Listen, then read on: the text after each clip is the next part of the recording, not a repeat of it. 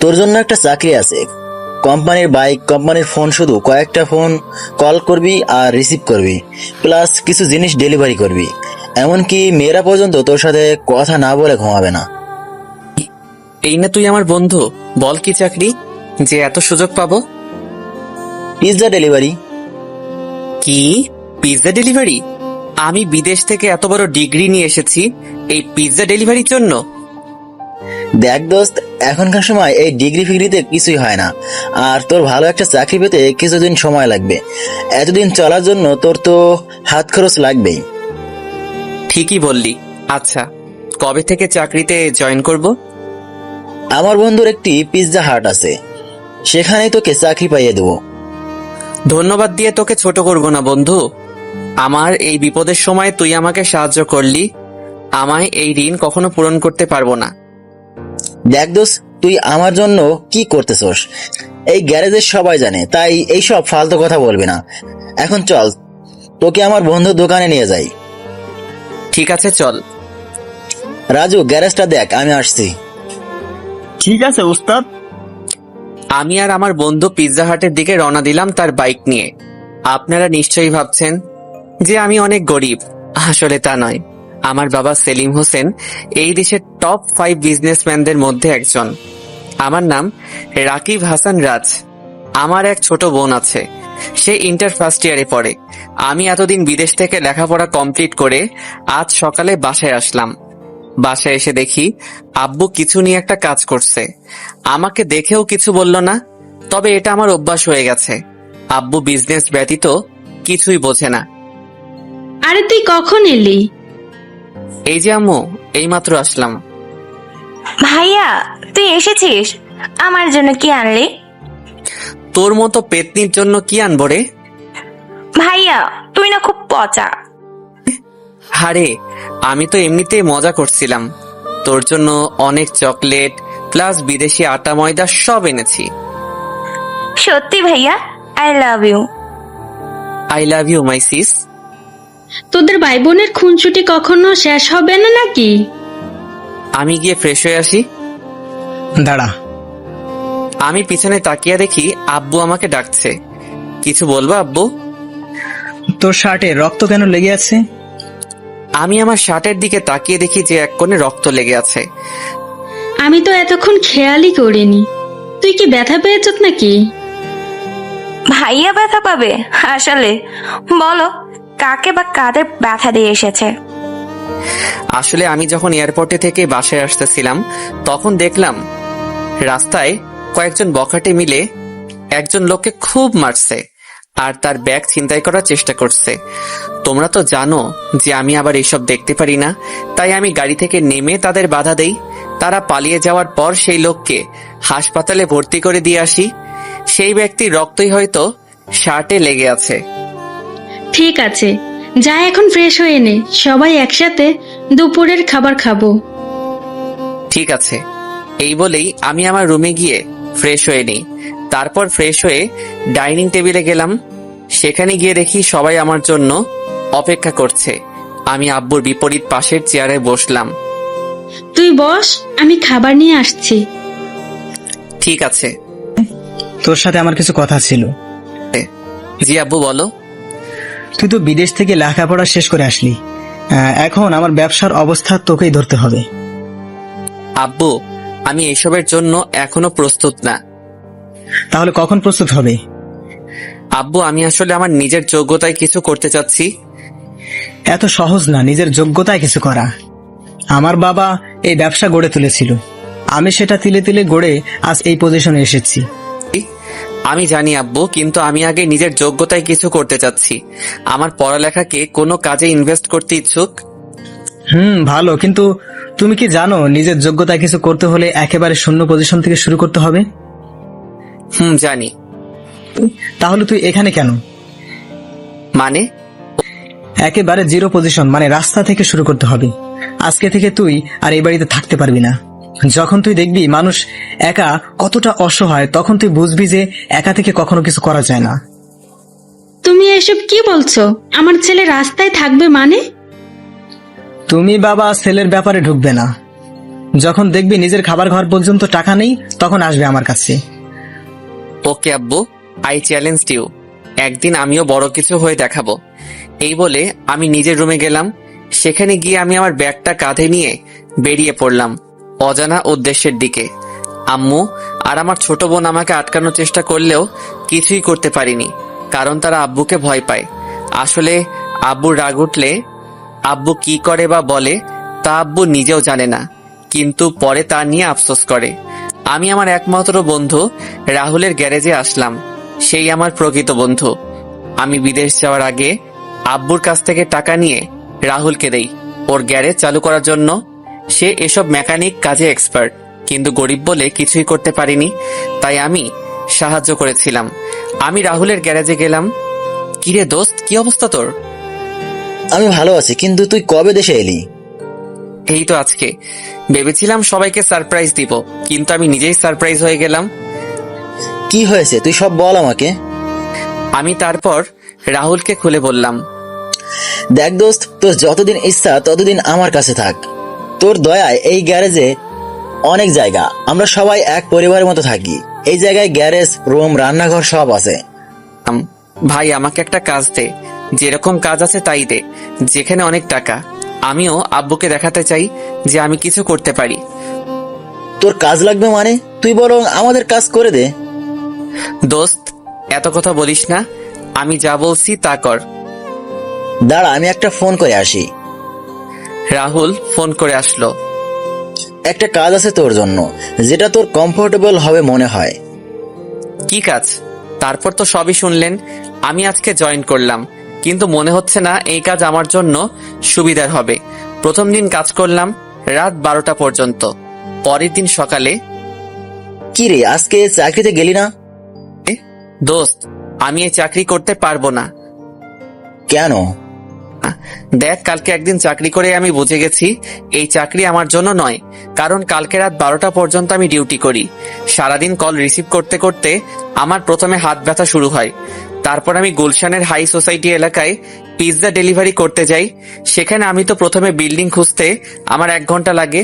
20 মিনিটে আর কি ডেলিভারি দিব। তারপর বিল্ডিং খুঁজে পাওয়ার পর শুনি লিফট খারাপ, কিন্তু ডেলিভারি দিতে যেতে হবে টপ ফ্লোরে, মানে 15 তলা। দোস্ত আমি শেষ, আমি আর এই চাকরি করব না। তুই কিছু একটা কর। তুই যদি মেকানিক্যাল কাজ পারতি তাহলে আমার গ্যারেজেই কাজ করতি। আচ্ছা, তোর জন্য আরেকটা চাকরি আছে। কি চাকরি? তুই এবার কারো কাছে যাবি না, বরং সবাই তোর কাছে আসবে। এমনকি সব বড় লোকেরা এসে তোর সামনে দাঁড়াবে। তুই অনুমতি না দিলে কেউ ভেতরে যেতে পারবে না। কি চাকরি বল তাড়াতাড়ি। শপিং মলে সিকিউরিটি গার্ড। শেষমেশ এটাই করতে হলো। ঠিক আছে, আমি করব। তাহলে আমার সাথে চল। আমি রাহুলের সাথে গিয়ে নতুন চাকরিতে জয়েন করলাম। আসলে রাহুলের এই কয়েক বছরে অনেক চেনা জানা মানুষ হয়ে গেছে। পরের দিন চাকরিতে জয়েন করলাম। সারাদিন চাকরি করে পরের দিন সকালে আমি শুয়ে আছি, আর রাজু আমার পিঠ মালিশ করছে। কি রে, আজকে গেলি না চাকরিতে? আমি দাঁড়িয়ে রাহুলের দিকে গাড়ির ম্যাটেরিয়াল ছড়লাম। রাহুল তাড়াতাড়ি সরে গেল। তুই কি পাগল হলি নাকি? আমি তোর কোন কালে শত্রু রে দোস্ত? তুই কেন আমাকে এসব ফালতু জব খুঁজে দিস? কেন, আবার কি হলো? আরে গতকাল সারাদিন সবাইকে চেক করতে করতে আমার পিঠ আর কোমর শেষ। সবাইকে নিচু হয়ে হয়ে চেক করতে করতে আমার অবস্থা করুন। তাহলে তুই বল, তুই কি রকম কাজ করতে ইচ্ছুক? তোকে কিছু করতে হবে না, আমি আমার চাকরি নিজেই খুঁজে নিব। তাহলে তুই খোঁজ, আমি গেলাম। রাহুল কাজে চলে গেল। রাজু বলতো, এই শহরে কোনো চাকরি বা ব্যবসায় অনেক টাকা আয় করা যায়? স্যার এই আমাকে স্যার বলার দরকার নেই, আমাকে ভাই বলে ডাকবি। আচ্ছা ভাই, এই শহরে যদি আপনি বড়লোক হতে চান তাহলে আপনাকে ট্যাক্সি চালক হতে হবে। ট্যাক্সি চালক? Going to the near of a taxi. Taxi চালক? হ্যাঁ ভাই, এই শহরে সব থেকে বেশি ইনকাম করে ট্যাক্সি চালকেরা। ধরুন কেউ যদি ওয়েট করতে বলে তাহলে ওয়েটিং চার্জ, আবার ডে শিফট, নাইট শিফট ইত্যাদি এসব তো রয়েছেই। ও, তাহলে তো আমাকে এবারেই কাজ করতে হবে। তাহলে কিভাবে শুরু করবেন? দেখি রাহুল আগে আসুক, তারপর ওর সাথে কথা বলে দেখি। দুপুরের খাবারের সময় রাহুল আসলো। তোর সাথে কিছু কথা ছিল। কি চাকরি করবি ভেবেছিস? সেই ব্যাপারেই তোর সাথে কিছু কথা ছিল। কি বলবি বল। আমি আসলে ট্যাক্সি চালক হতে চাই। শুনলাম নাকি একজন ট্যাক্সি চালক অনেক টাকা ইনকাম করে। তুই ঠিকই শুনেছিস, কিন্তু একজন ট্যাক্সি চালক যেমন অনেক টাকা আয় করে, তেমনি অনেক টাকা ব্যয়ও করতে হয়। মানে? তোর কি ড্রাইভিং লাইসেন্স আছে? আছে, থাকবে না কেন? তুই কি ট্যাক্সি ভাড়া চালাবি নাকি নিজের ট্যাক্সি চালাবি? কোনটাই বেশি টাকা আয় করা যাবে? তুই যদি ভাড়ায় ট্যাক্সি চালাতে ইচ্ছুক তাহলে বেশি টাকা আয় হবে না, কারণ বেশিরভাগ টাকা ভাড়া দিতেই চলে যাবে। আর তুই যদি নিজের ট্যাক্সি চালাতে ইচ্ছুক তাহলে তোকে নিজের ট্যাক্সি কিনতে হবে এবং সেখানেই তোকে টাকা ব্যয় করতে হবে। আর কোনো খরচ নেই, শুধু তেল খরচটা তোকে দিতে হবে। আর তুই যদি ইন্স্যুরেন্স করে রাখিস তাহলে ট্যাক্সির অ্যাক্সিডেন্ট হলেও তুইও টাকা পাবি। তাহলে নিজের ট্যাক্সি চালানোটাই বেশি উপকার মনে হয়। তুই কি জানিস একটা ট্যাক্সি কিনতে কত টাকা দরকার? না রে, জানি না। একটা ট্যাক্সি কিনতে কত টাকা দরকার হবে? কমপক্ষে হলেও 3 থেকে 4 লক্ষ টাকা। এই সামান্য টাকা? দূর, এটা কোনো টাকা হলো নাকি? দোস্ত, তুই মনে হয় ভুলে গেছিস যে তোর বাপ তোকে বাড়ি থেকে বের করে দিয়েছে, আর তোকে নিজের দমে ট্যাক্সি কিনতে হবে। খাইছে রে বন্ধু, তুই বিশ্বাস কর আমি সত্যিই ভুলে গেছিলাম। এবার আমি কি করি? দোস্ত, তুই একটা কিছু কর, আমি তোর টাকা সময় মতো মিটিয়ে দিব। তুই যদি আমার কাছে আমার জীবনটাও চাইতি, না হলে আমি তাও দিয়ে দিতাম। তোর কারণে আমি একটা জীবিকা নির্বাহের সুযোগ পেয়েছি। কিন্তু দোস্ত, আমার কাছে এখন এত টাকা ক্যাশ নাই, আর যা আছে তাতে চলবে না। সমস্যা নেই, অ্যাকাউন্টে যা আছে তাতেই হয়ে যাবে। কিন্তু উস্তাদ, সেটা তো... চুপ কর। না রাজু, তুই চুপ করবি না। কি হয়েছে তুই বলতো আমাকে। ভাই, আসলে এই গ্যারেজের পিছনের দিকটা একেবারে ভেঙে গেছে, আর সেই দিকটা মেরামত করতে অনেক টাকা দরকার। তাই ওস্তাদ ভেবেছিল যে অ্যাকাউন্টে যা টাকা আছে তা দিয়ে মেরামত হয়ে যাবে। রাহুল, রাজু যা বলছে তা কি সত্যি? আরে ছাড় না, এই গ্যারেজ তোর দান। আমার সবকিছু দিয়ে দিলেও আমার কিছু যায় আসে না, আর আমি গ্যারেজটা মেরামত পরেও করতে পারবো। না দোস্ত, এটা হয় না। তুই তোর অ্যাকাউন্ট থেকে একটা টাকাও খরচ করবি না। তাহলে ট্যাক্সি কিনবি কোথা থেকে? দরকার হলে ব্যাংক থেকে লোন নিব। গুড আইডিয়া, কিন্তু লোন নিতে গেলে কিছু তো বন্ধক রাখতে হয়। সেটা দেখা যাবে। এখন তুই রেডি হয়ে নে, আমি আর তুই ব্যাংকে যাব। ঠিক আছে, চল। তারপর আমি আর রাহুল মিলে ব্যাংকে গেলাম। সেখানে গিয়ে ব্যাংকের ম্যানেজারের সাথে যোগাযোগ করলাম। দেখুন মিস্টার রাকিব, আপনার কোয়ালিফিকেশন অনেক হাই লেভেলের, কিন্তু আপনি যে অ্যামাউন্ট লোনের জন্য অ্যাপ্লাই করেছেন আর যে কাজে অ্যামাউন্টটা ব্যয় করবেন সেটা মানানসই না। মানে আপনার শিক্ষাগত যোগ্যতা অন্য লেভেলের, আর এই হিসাবে আপনি যদি ট্যাক্সির জন্য ব্যাংক থেকে লোনের জন্য অ্যাপ্লাই করেন তাহলে এই অ্যামাউন্ট আমরা দিতে পারবো না, কারণ একটা ট্যাক্সি থেকে এই অ্যামাউন্ট আমাদের ব্যাংকের হিসাবের খাতের সাথে মানানসই না। তাহলে আপনি আমাদের লোন দিবেন না? দেখুন, আপনারা যদি কোনো কিছু বন্ধক রাখতে চান আর সেটা যদি আপনাদের লোনের অ্যামাউন্টের সাথে সমান হয় তাহলে আপনার লোন পাস হবে, আর না হলে ইউ মে গো নাও। কিন্তু আমার কাছে তো এমন কিছুই নেই যা বন্ধক রেখে এত বড় অ্যামাউন্টের লোন নিব। তাহলে আপনারা অন্য জায়গায় চেষ্টা করতে পারেন, কিন্তু আমার মতে সবাই একই কথা বলবে, কারণ ব্যাংক পলিসি এমনই হয়। তারপর আমি আর রাহুল মিলে আরো 3টা ব্যাংকে গেলাম, কিন্তু সবাই একই কথা বলেছে। রাতও এসেছে, তাই আমরা দুইজন গ্যারেজে চলে আসলাম। সকালে যখন আবার বের হব তখন... দেখ দোস্ত, আমরা অনেক ব্যাংকে ঘুরছি, কিন্তু কেউ আমাদের লোন পাস করবে না। কিছু একটা বন্ধক রাখতেই হবে। আমি জানি বন্ধু, কিন্তু তুই তো জানিস যে আমার কাছে এমন কিছুই নেই যা বন্ধক রেখে আমি লোন আনবো। তোর কাছে নেই, কিন্তু আমার কাছে তো আছে। মানেটা হলো আমি আমার এই গ্যারেজটা বন্ধক রাখবো। তুই পাগল হলি নাকি? এই গ্যারেজটা তোর ছোটবেলার স্বপ্ন, আর তুই আজকে তোর স্বপ্ন এইভাবে ভেঙে দিবি? এই গ্যারেজটাও যে তোরই অবদান। এখন যদি তুই আমার থেকে হেল্প না নেস তাহলে তুই আমাকে আর বন্ধু বলে ডাকবি না। সবাই বলে টাকা দিয়ে সব সম্পর্ক টিকে থাকে, কিন্তু বন্ধুত্ব টিকে থাকে ভালোবাসা দিয়ে, আর সেটা তুই আজকে প্রমাণ করে দিলি। কথাটা বলেই আমি রাহুলকে জড়িয়ে ধরলাম। হয়েছে, এখন আমাকে স্যার ব্যাংকেও যেতে হবে। চল, আমাকে ফ্রেন্ড রিকোয়েস্টের সাথে মেসেজও দিতে হবে, না হলে রিকোয়েস্ট অ্যাকসেপ্ট হবে না। ফাও রিকোয়েস্ট দিয়ে লাভ নাই। তারপর আমি আর রাহুল মিলে অন্য একটা ব্যাংকে গেলাম। সেখানে গিয়ে ব্যাংকের ম্যানেজারের কেবিনে গেলাম। ম্যানেজার অন্যদিকে ঘুরে ফাইল দেখেছিল, তাই আমি তার মুখও দেখতে পাইনি। স্যার, আপনাদের ব্যাংকে একটা লোনের জন্য অ্যাপ্লাই করতে চাই। ব্যাংকের ম্যানেজার ফাইলে রেখে যখন আমাদের দিকে ঘুরে তাকায়, তখন আমি ম্যানেজারকে দেখে অনেক অবাক হয়ে যাই, কারণ এটা সেই লোক যাকে আমি এয়ারপোর্ট থেকে ফেরার পথে বাঁচিয়েছিলাম। সেও আমাকে দেখে অবাক হয়েছে, এটা তার মুখ দেখলেই বোঝা যাচ্ছে। আরে ভাই, আপনি? ম্যানেজার, আপনি কি রাকিবকে চিনেন নাকি? আরে তোকে ওই দিন বললাম না যে এয়ারপোর্ট থেকে আসার সময় এক লোককে ছিনতাইকারীর হাত থেকে বাঁচিয়েছিলাম, এই সেই লোক। ওহ, সেদিন আমি ব্যাংকের টাকা নিয়ে হেড লকারে যাচ্ছিলাম। সেদিন যদি আপনি আমাকে রক্ষা করতেন তাহলে আমার চাকরিটাই হয়তো আর থাকতো না। বাদ দেন বিষয়টা, সেটা তো আমার মানবিক দায়িত্ব ছিল। আপনারা এখানে কি করে, কোনো কাজের জন্য এসেছেন? হ্যাঁ, আসলে আমার একটা ট্যাক্সি কেনার জন্য 3 লক্ষ টাকা লোনের দরকার, কিন্তু সব ব্যাংক আমাদের না বলে দিয়েছে, কারণ আমাদের কাছে তেমন কোনো জিনিস নেই যা আমরা বন্ধক দিয়ে লোন উঠাতে পারি। এটা কোনো ব্যাপার না, আমি আপনার লোন পাস করিয়ে দেব। কিন্তু কোনো গ্যারান্টি ছাড়াই আমাকে লোন দিয়ে দিবেন? যে ব্যক্তি একজন অচেনা মানুষের জীবন বাঁচাতে নিজের জীবন রিস্ক রেখে সে আর যাই করুক না কেন, কোনো ঠকবাজ হবে না। আপনি শুধু এই ফর্ম আর কিছু কাগজের সাইন করে দিন, তাহলে আগামীকালের মধ্যে আপনার লোন পাস হয়ে যাবে। কি বলে যে আপনাকে ধন্যবাদ দিব আমি জানি না। আপনি আমার যত উপকার করেছেন তার বিচারে আমার উপকার একেবারেই ছোট। আপনি শুধু লোন সময় মতো পরিশোধ করে দিবেন। সেটা নিয়ে টেনশন করবেন না, আমি সময় মতো সব লোন পরিশোধ করে দিব। তারপর আমি আর রাহুল ব্যাংক থেকে গ্যারেজে ফিরে আসলাম। দেখলি তো, ভালো মানুষের সাথে সবসময় ভালোই হয়। তুই একেবারে ঠিক কথা বললি। আবার এই দিক থেকে তোর গ্যারেজটা বেঁচে গেল। তাও ঠিক। পরের দিন সকালে আমি আর রাহুল ব্যাংক থেকে টাকাটা নিয়ে শোরুমে চলে গেলাম।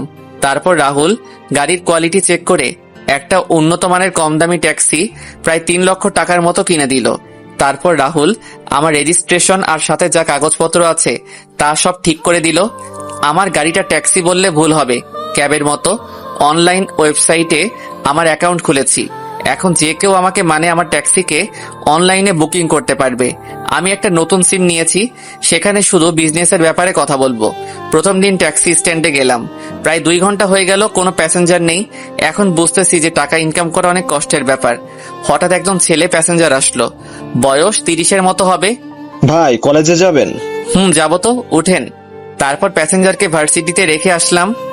এইভাবে প্রথম দিনে মোট 4 জন প্যাসেঞ্জার আমার ট্যাক্সিতে উঠেছে। সন্ধ্যার দিকে গ্যারেজে ফিরে আসলাম।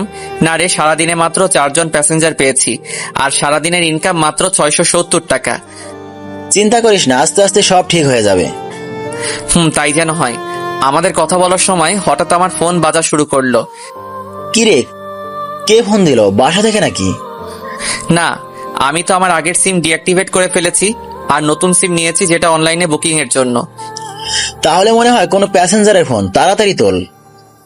কিন্তু আমি আজ অনেক ক্লান্ত, তাই আজকাল কোথাও যেতে পারবো না।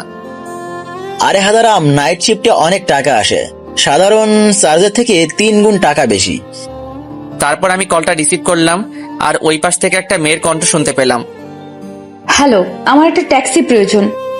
কিন্তু এখন তো রাত 8টা বাজে, আর আমার শরীর অনেক ক্লান্ত। আপনি অন্য কোনো ট্যাক্সির ব্যবস্থা করুন। আপনি যত টাকা চান দেব, তাও প্লিজ আসুন। ঠিক আছে, অ্যাড্রেসটা বলুন। আসলে টাকার কথা শুনে রাজি হয়ে গেলাম। আপনি এঞ্জেল নাইট ক্লাবে চলে আসুন। ঠিক আছে, আধা ঘন্টার মধ্যে আসতেছি। এই বলে আমি রাহুলকে বিদায় জানিয়ে অ্যাঞ্জেল নাইট ক্লাবের উদ্দেশ্যে বেরিয়ে পড়লাম।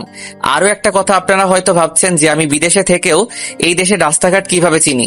আসলে আমার ড্রাইভিং এক্সপেরিয়েন্স আছে, সাথে আমার ট্যাক্সিতে জিপিএস সিস্টেম লাগানো আছে, যার ফলে আমার রাস্তাঘাট চিনতে কোনো সমস্যা হয় না। আমি অ্যাঞ্জেল নাইট ক্লাবে পৌঁছাতে পৌঁছাতে রাত প্রায় 10টা বেজে গেল। আমি সেই মেয়েকে আবার ফোন দিলাম তিনি কোথায় আছে তা জানার জন্য। হ্যালো ম্যাম, আপনি কোথায়? আমি তো ক্লাবে পৌঁছে গেছি।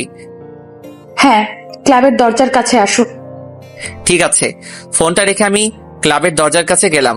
সেখানে গিয়ে দেখি এক রূপসী কন্যা বসে আছে, কিন্তু ফুল মাতাল হয়ে। আমি বুঝে গেলাম এই সেই মেয়ে যে আমাকে ফোন করেছিল। ম্যাম, আমি সেই ট্যাক্সি চালক যাকে আপনি ফোন করেছিলেন, আসুন। আমি ট্যাক্সিতে কিভাবে যাব? দেখতেছো না আমার অবস্থা, আমাকে নিয়ে চলুন। ঠিক আছে চলুন। তারপর আমি মেয়েটাকে ধরে ধরে আমার ট্যাক্সির কাছে নিয়ে গেলাম, তাকে আমার পাশে বসালাম। আমি ড্রাইভিং সিটে গিয়ে বসলাম। ম্যাম, এখন বলুন কোথায় যাবেন? যেখানে ইচ্ছে সেখানে নিয়ে যাও। ম্যাম, এত রাতে ফাইজলামি করবেন না, প্লিজ বলুন কোথায় যাবেন। পার্ক স্ট্রিটে নিয়ে চলুন। ঠিক আছে। তারপর মেয়েটাকে নিয়ে পার্ক স্ট্রিটে যাওয়ার জন্য গাড়ি চালানো শুরু করলাম। তোমার পাশে একটা হট মেয়ে বসে আছে আর তুমি সুযোগ নিচ্ছ না। ম্যাম, আপনি ফুল মাতাল হয়ে গেছেন। কি বলতেছেন আপনি নিজেই জানেন না? আমি তোমার মতো এত হ্যান্ডসাম স্টাইলিশ ট্যাক্সি চালক কখনো দেখিনি। Thanks ma'am. আসলে আমি আমার জামা কাপড় নিয়েই বাসা থেকে বের হয়েছিলাম, আর আমি সবসময় স্টাইলিশ থাকতে পছন্দ করি। কিছুক্ষণ পর ম্যাম, আমরা পার্ক স্ট্রিটে পৌঁছে গেছি। এখন কোন দিকে যাব? ম্যাম, কোথায় যাব? এবারও উত্তর না পাওয়ায় আমি ম্যামের দিকে তাকালাম। আমি মেয়েটার দিকে তাকিয়ে পুরো 440 ভোল্টের শক খেলাম, কারণ আমি তাকিয়ে দেখি সে ঘুমিয়ে পড়েছে। আমি ভয় পেয়ে গেলাম, কারণ আমি জানি কেউ যদি নেশা করে ঘুমায় তাহলে তার ঘুম ভাঙতে 10 ঘন্টার মতো সময় লাগবে। এখন আমি কি করি? দেখি মেয়েটার পার্সে কোনো ঠিকানা পাওয়া যায় কিনা। মেয়েটার পার্স থেকে একটা আইডি কার্ড পেলাম, যেখানে দেখলাম মেয়েটার নাম সোনালিকা, গল্পের নায়িকা, আর মেয়েটি কলেজে ইন্টার ফাইনাল ইয়ারে পড়ে। এখন আমি কি করি, মাথায় তো কিছুই ঢুকছে না। রাত 1টা বেজে গেছে। এত রাতে এভাবে একটা মেয়ের সাথে থাকলে আমার জন্য ভালো হবে না। আমি মেয়েটাকে নিচ থেকে উপর পর্যন্ত একবার দেখলাম। দেখেই বোঝা যাচ্ছে মেয়েটা বড় লোকের মেয়ে। মনে হচ্ছে কোনো পার্টি থেকে মাতাল হয়ে এসেছে। একেবারে শর্ট ড্রেস পরেছে, হাঁটুর উপর পর্যন্ত ড্রেস উঠেছে। যে কেউ এভাবে একটি মেয়েকে দেখলে নিজের উপর কন্ট্রোল হারিয়ে ফেলবে। না না, আমি কি ভাবছি? কিন্তু আমি তো এক ঘোরের মধ্যে চলে গেছি। আমি মেয়েটার দিকে এগোতে লাগলাম। মেয়েটার ঠোঁটের কাছে গিয়ে আবার ফিরে আসলাম। নিজেকে নিজে 2টা থাপ্পড় দিলাম এইসব উল্টাপাল্টা চিন্তা ভাবনার জন্য। আমি সোনালিকার পার্স থেকে ওর মোবাইলটা বের করলাম, যদি কারোর সাথে যোগাযোগ করতে পারি। কিন্তু না, এটাতেও কোনো কাজ হলো না। মোবাইলের ব্যাটারি 0%। এখন নিজের উপর রাগ হচ্ছে, কেন আমি এই জায়গায় আসলাম। কথায় আছে না, অতি লোভে তাঁতি নষ্ট। ঠিক সেই মুহূর্তে আমার কানে পুলিশের গাড়ির আওয়াজ শুনতে পেলাম। আমার মাথায় একটা আইডিয়া আসলো, সাথে সাথে আমার মুখে হাসি ফুটে উঠলো। সকালবেলা সোনালিকার ঘুম ভাঙছে। সে তার উপর একটা জ্যাকেট দেখতে পেল। সে একটু নড়তেই বেঞ্চ থেকে পড়ে গেল। আউচ, কি ব্যথা! সোনালিকার কথা শুনে একটা লেডি কনস্টেবল আসলো। ঘুম ভাঙলো মহারানীর? আমি এখন কোথায়? কোথায় আবার? জেলে? জেলে মানে? আমি জেলে কি করছি? কিছু করনি মানে? এত ড্রিঙ্ক কি কেউ করে? আসলে আমি ড্রিঙ্ক করি না, কিন্তু গতকাল আমার ফ্রেন্ডের বার্থডে পার্টিতে বন্ধুরা মিলে জোর করে ড্রিঙ্ক করিয়ে দেয়। ভাগ্য ভালো ছিল যে তোমার ট্যাক্সি চালক সৎ আর নিষ্ঠাবান ছিল, তাই সে তোমাকে আমাদের কাছে রেখে যায় আর তার জ্যাকেট তোমার উপরে দিয়ে যায়। এরকম ড্রেস কি কেউ পরে? কাল যদি অন্য কেউ থাকতো আর তার নিয়ত যদি খারাপ থাকতো, তাহলে এতক্ষণ আমরা তোমাকে খুঁজতাম আর তোমার জামা কাপড় বিহীন দেহ রাস্তার মোড়ে পড়ে থাকতো। আসলে আমি এইসব ড্রেস পরি না, কিন্তু বার্থডে পার্টিতে সব বন্ধুরা জোর করায় এই ড্রেস পরেছি। ঠিক আছে, এই নাও তোমার মোবাইল আর পার্স। ধন্যবাদ। ধন্যবাদ তো তোমার সেই ট্যাক্সি চালককে দেওয়া উচিত, যে তোমাকে এখানে নিয়ে এসেছে। আমি তাকে কোথায় পাবো? তা আমি কি করে জানবো? ও, তারপর সোনালিকা তার মোবাইল আর পার্স আর আমার জ্যাকেট সাথে নিয়ে থানা থেকে বের হয়ে গেল। তারপর সেখান থেকে একটা ট্যাক্সি করে তার বাসায় চলে গেল। বাসায় যেতেই, সারা রাত কোথায় ছিলি? আমি কত টেনশনে ছিলাম জানিস? ও ড্যাড, এত হাইপার হওয়ার কিছুই নাই। গতকাল রাতে বন্ধুদের সাথে ক্লাবেই ছিলাম। মিথ্যা বলার জায়গা পাস না। আমি তোর সব বন্ধুকে ফোন করেছিলাম, কিন্তু তারা সবাই বলল তুই রাত 11টার দিকে ক্লাব থেকে বের হয়ে গিয়েছিস। Dad, sorry for telling lie. আচ্ছা, গতকাল হয়েছিলটা কি? তারপর সোনালিকা তার আব্বুকে গতকালের সব ঘটনা খুলে বলল। আমার এত আদরের মেয়ে সারা রাত জেলে কাটিয়েছে। Dad, why are you angry? গতকাল তো আমার ভাগ্য ভালো ছিল বলেই এত সৎ একজন ড্রাইভার পেয়েছি যে আমাকে নিরাপদে থানায় রেখে এসেছে। তাও ঠিক, গতকাল যদি আমার গাড়িটা নিয়ে যেতি তাহলে এই সমস্যা আর হতো না। Dad, I am sorry. ঠিক আছে, এখন গিয়ে ফ্রেশ হয়ে নাও। Okay dad. সোনালিকার ব্যাপারে তো আপনাদের কিছু বলাই হয়নি। সে হলো এই দেশের অন্যতম বিজনেসম্যান রফিক সাহেবের মেয়ে। তার মা ছোটবেলায় মারা গিয়েছিল।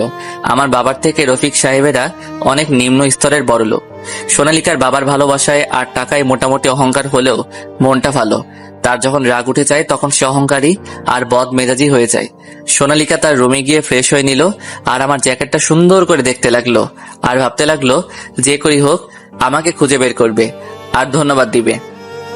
আমার যতটুকু মনে আছে ট্যাক্সি চালক খুব স্টাইলিশ এবং হ্যান্ডসাম ছিল। তাকে খুঁজে তার জ্যাকেটটা ফিরিয়ে দিতে হবে, সাথে ধন্যবাদ দিতে হবে, তার ভাড়াটাও দিতে হবে। কিন্তু সে আমার যত বড় হেল্প করেছে তার সামনে আমার সব সম্পত্তি দিলেও তার হিসাব মিটবে না। এইদিকে আমি আমার ট্যাক্সিতে করে প্যাসেঞ্জারদের তাদের গন্তব্যে পৌঁছে দিচ্ছি। আমি আজকে সন্ধ্যার মধ্যেই গ্যারেজে ফিরে গেলাম। কি রে, আজকে এত তাড়াতাড়ি ফিরে এলি যে? আজকে ভালো লাগছে না তাই তাড়াতাড়ি চলে আসলাম। ভাইয়ের শরীর কি খারাপ নাকি? না রে, এমনি চলে আসলাম। আসলে গতকাল দেরি করে এসেছিলাম তাই আজকে তাড়াতাড়ি চলে আসলাম। হ্যাঁ, এই কথাটাই তোকে জিজ্ঞেস করব বলে আর করা হয়নি। তুই কাল রাত 2টার দিকে কোথা থেকে এলি, আবার খালি হাতে? তারপর আমি রাহুলকে গতকালকের ব্যাপারে সব খুলে বললাম। তো লাভই তো হলো না, বরং আরো ক্ষতি হয়ে গেল।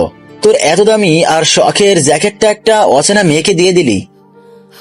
তাহলে কি করতাম? যে শর্ট ড্রেস পরেছিল তাতে তাকে পুলিশ স্টেশনে রেখে আসতেও আমার কেমন যেন অস্বস্তি লাগছিল। তারপর যে ঠান্ডা পড়েছে তাই তার উপরে আমার জ্যাকেটটা দিয়ে এসেছিলাম। তারপর কি কোনো খোঁজ খবর নিয়েছিলি? থানায় গিয়েছিলাম কিন্তু মেয়েটা ছিল না। তাহলে মেয়েরা তোমাকে ধন্যবাদ না দিয়ে চলে গেল? কত বড় অকৃতজ্ঞ মেয়ে ভেবে দেখো। না রে রাজু, মেয়েটা আমার ব্যাপারে খোঁজ নিয়েছিল কিন্তু কোনো খোঁজ পাইনি। ঠিক আছে, এখন গিয়ে ফ্রেশ হয়ে শুয়ে পড়, রাতে ডিনারের সময় ডাকবো তোকে। ঠিক আছে। তারপর আমি ফ্রেশ হয়ে শুয়ে পড়লাম। রাতে রাজু এসে ডেকে যায় ডিনারের জন্য। আমি ডিনার করে ঘুমিয়ে পড়ি। পরের দিন আমি আবার সময় মতো ট্যাক্সি স্ট্যান্ডে চলে যাই। অন্যদিকে ভার্সিটিতে বুঝলি রে হিয়া, আমি যতক্ষণ পর্যন্ত এই ট্যাক্সি চালককে ধন্যবাদ না জানাই ততক্ষণ পর্যন্ত আমি ঠিক থাকতে পারবো না। তুই যে কেন বুড়ো ট্যাক্সি চালকের খেয়ালে ভাবছিস বুঝি না আমি। এই, তুই বুড়ো কেন বললি? তাহলে কি বলবো? ট্যাক্সি চালকেরা কি কখনো হ্যান্ডসাম হয় নাকি? কেন হয় না? আমি যার কথা বলতেছি সে অনেক হ্যান্ডসাম ছিল। মানছি আমি নেশায় ছিলাম, তবু আমার যতটুকু মনে আছে তাতে আমি বলতে পারি ছেলেটা ইয়ং, হ্যান্ডসাম এবং স্টাইলিশ ছিল। আর ওর জ্যাকেটটা দেখে আমি বুঝেছি ছেলেটা হয়তো বড়লোক হবে, কারণ জ্যাকেটটা অনেক দামি ব্র্যান্ডের ছিল। ঠিক আছে, তোর কথা মানলাম। এক মিনিটেই তুই তো আমাকে বলছিলি যে তুই সেই ট্যাক্সি চালককে ফোন কল করে ট্যাক্সিটা বুক করেছিলি। তাহলে তুই সেই নাম্বারে ফোন দে। এই আইডিয়া আমার মাথায় আগে কেন আসলো না? তুই সত্যি রে একটা জিনিয়াস। তারপর সোনালিকা আমাকে ফোন দিল। আমি ড্রাইভিং এ ছিলাম তাই গাড়িটা সাইডে পার্কিং করে কলটা রিসিভ করলাম। হ্যালো, কে বলছেন? হ্যাঁ, আমি সোনালিকা বলছি। কে সোনালিকা? বলার পর আমার মনে পড়লো সেই মেয়েটার কথা। আমি হলাম সেই মেয়ে যাকে আপনি আমাকে মাতাল অবস্থায় লেডি কনস্টেবলের কাছে সেফলি রেখে এসেছিলেন। ও হ্যাঁ, মনে পড়েছে। তা বলুন, কি খবর আপনার? আসলে আই এম সরি, সেদিন আপনি আমার জন্য আপত্তিকর পরিস্থিতিতে পড়েছিলেন। না না, ড্রিঙ্কস করলে এরকম হয়। তারপরও আমার নিজের উপর গিল্টি ফিল হচ্ছে। আমি আপনার সাথে দেখা করতে চাই। কেন? আমার সাথে দেখা কেন করবেন? আসলে আপনাকে ধন্যবাদ দেওয়ার ছিল, আর আপনার জ্যাকেটটাও আমার কাছে আছে। ঠিক আছে, কোথায় দেখা করবেন বলেন। আপনি বলেন কোথায় আসবো? আপনি এই ট্যাক্সি স্ট্যান্ডে চলে আসুন এখন। ঠিক আছে, কিন্তু আমি আপনাকে চিনব কিভাবে? আমার তো আপনার চেহারা ঠিক মনে নেই। সমস্যা নেই, আমার আপনার চেহারা ঠিকই মনে আছে। ঠিক আছে, আমি আসতেছি। ওকে। কল রেখে আমি স্ট্যান্ডের দিকে রওনা দিলাম। এমন সময় রাস্তায় দুইজন দম্পতিকে দেখতে পেলাম। মনে হলো মেয়েটা প্রেগনেন্ট। তারা হাত দিয়ে আমার ট্যাক্সিকে থামার জন্য বলছে। আমি ট্যাক্সি তাদের সামনে থামালাম। প্লিজ আমাদের সিটি হাসপাতালে নিয়ে চলুন, আমার বউ প্রেগনেন্ট, অনেক সিরিয়াস কন্ডিশন। ঠিক আছে, চলুন। আসলে আজকে না বললে মানবতার হার হতো। তারপর তাদেরকে হাসপাতালে নিয়ে যেতে যেতে অনেকটা দেরি হয়ে যাচ্ছে। আর এদিকে সোনালিকা আর হিয়া দাঁড়িয়ে আছে। তারা আমার ব্যাপারে খোঁজ নিচ্ছে, কিন্তু কেউ আমার ব্যাপারে বলতে পারছে না, কারণ আমি নতুন, আমার সম্পর্কে কেউ জানে না। সোনালিকা আমাকে ফোন দিচ্ছে বারবার, কিন্তু আমার এখন হাসপাতালে যাওয়া অনেক জরুরি। কি রে, আর আসবে না মনে হয়? তোর ট্যাক্সি চালক চলে যায়। না রে, আর একটু অপেক্ষা করি, তারপর যাব। হয়তো কোনো সমস্যায় পড়েছে, তাই আসতে দেরি হচ্ছে। হতেও পারে, ঠিক আছে, অপেক্ষা করি। আমি তাদেরকে হাসপাতালে পৌঁছে দিয়ে স্ট্যান্ডের দিকে রওনা দিলাম। আমি স্ট্যান্ডের সামনে গাড়িটা পার্ক করলাম। আমি মোবাইলে দেখি মোট 35টা মিসড কল। কলের টাইম দেখে বোঝা যাচ্ছে প্রায় 1 ঘন্টা ধরে কল করেছে মেয়েটি। আমি সামনে তাকিয়ে দেখলাম 2টা মেয়ে দাঁড়িয়ে আছে স্ট্যান্ডে। আমি দেখে চিনতে পেলাম সোনালিকাকে। আমি তাদের সামনে যাওয়ার জন্য রওনা দিলাম। মনে হয় না সে আর আসবে। আমারও মনে হয়, চল এখান থেকে চলে যাই। চল। সোনালিকা চলে যাওয়ার জন্য হাঁটা শুরু করলো। আমি তাদের কাছে যাওয়ার জন্য তাড়াতাড়ি হাঁটা শুরু করলাম। তারা আমার দিকে আসছে। আমি যেই না তাদের সামনে চলে আসলাম, অমনি আমি একটা ইটে হোঁচটকে সোনালিকার উপরে পড়ে গেলাম। আমি সোনালিকার উপর থেকে উঠে ওকে হাত ধরে উঠালাম ওঠার জন্য, কিন্তু সে আমার হাত সরিয়ে নিজে উঠে নিল। সোনালিকা দাঁড়িয়ে আমার গালে ঠাস করে থাপ্পড় দিল। আমি শুধু মাথা নিচু করে আছি, কারণ আমার মাথা এখন গরম হয়ে গেছে। আর আমার মাথা গরম হলে আমি কি করব তা আমি নিজেও জানি না, তাই নিজেকে শান্ত করার চেষ্টা করছি। তোর চোখ নেই নাকি বাড়িতে রেখে এসেছিস? আরে এদের কেয়ারটেকার সম্পর্কে আমরা জানা আছে, সুন্দরী মেয়ে দেখলেই গায়ে পড়তে চায়। তুই ঠিক বলেছিস ইয়া। এখন আমার মাথা গরম হয়ে রয়েছে, তাই এখান থেকে চল, না হলে আমি কি করব আমি নিজেই জানি না। তারপর ওরা 2জন চলে গেল, আর আমি হাবলার মতো ওদের যাওয়ার দিকে তাকিয়ে রইলাম। মেয়েটা বলল কি, যেখানে আমার মাথা গরম হওয়ার কথা সেখানে এর বলে মাথা গরম হয়ে গেছে। তারপর আমার মনে হলো কতক্ষণ ধরে মেয়েটা রোদে দাঁড়িয়েছিল, তাই হয়তো রেগে গেছে। আর আমরা মানুষরা যাদের উপর রাগ করি, সেই রাগ তাদের উপর না দেখিয়ে অন্যের দিকে নিজেদের রাগ দেখাই। আমি আর এক মুহূর্ত সেখানে না দাঁড়িয়ে সেখান থেকে চলে গেলাম গ্যারেজে। অন্যদিকে হিয়া, আমার মনে হয় আমি সেই লোকটার সাথে খারাপ ব্যবহার করেছি। তুই ঠিকই করেছিস। তাহলে এখন কি করবি?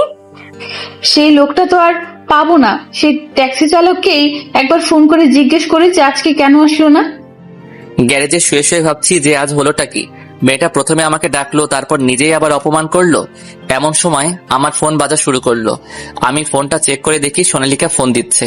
আমি ফোন না ধরে রেখে দেই। সোনালিকা অবিরাম ফোন দিচ্ছেই। আমি বিরক্ত হয়ে ফোন ধরলাম। হ্যালো, কি জন্য ফোন দিতেছেন? আপনি এত রেগে আছেন কেন? রেগে থাকার কথা তো আমার, কারণ আজকে আপনি আমার কথা রাখেননি। আপনি আজ কেন আসলেন না? আমি তো এসেছিলাম, কিন্তু কোনো কিন্তু নয়, কালকে আপনি ক্যাফেটেরিয়ায় আসবেন। কেন আসবো? আবার থাপ্পড় খাওয়ার জন্য? আপনার কথা ঠিক মানে বুঝলাম না। আপনি কখন থাপ্পড় খেলেন? আজকে আপনি ট্যাক্সি স্ট্যান্ডে যাকে থাপ্পড় দিয়েছিলেন সেই লোকটি আমি ছিলাম। কি আপনি ছিলেন? সত্যি বলতে আমি জানতাম না। আসলে আপনি না আসায় আমার মাথায় রাগ উঠে যায়, আর সেই সময় আপনি আমার উপরে পড়ে যান, তাই রাগের মাত্রা আরো বেড়ে যায়। বুঝেছি, আর বলতে হবে না। I am extremely sorry. Please কালকে আমার সাথে দেখা করবেন। ঠিক আছে, আমি কাল যাব বলে আমি ফোনটা কেটে দিলাম। আমি ফোন রেখে দেখে আমার সামনে রাহুল দাঁড়িয়ে আছে। কি রে, কিছু বলবি? তুই এখন কার সাথে কথা বললি? কার সাথে আবার? প্যাসেঞ্জারের সাথে? না না, তুই আমাকে মিথ্যা বলতেছিস। আমি শুনেছি কাল কোথাও একটা যাবি, অপর পাশের ব্যক্তির সাথে। ক্যাফেটেরিয়াতে যাব সোনালিকার সাথে দেখা করতে। এই সোনালিকাটা আবার কে? আরে সেদিন বললাম না, ওই মেয়েটার ব্যাপারে যাকে আমি পুলিশ স্টেশনে রেখে এসেছিলাম। বুঝলাম, কিন্তু সেই মেয়েটার সাথে তোর আবার কিসের কথা? তারপর আমি রাহুলকে আজকে সারাদিনে যা হয়েছে সব বললাম। এই মেয়েটা তোর পিছে কেন পড়েছে? জানি না রে। আমার মনে হয় তোর প্রেমে পড়ে গেছে।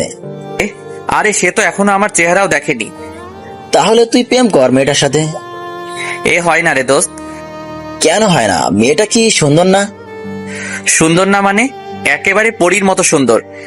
তাহলে তোর প্রবলেমটা কোথায়?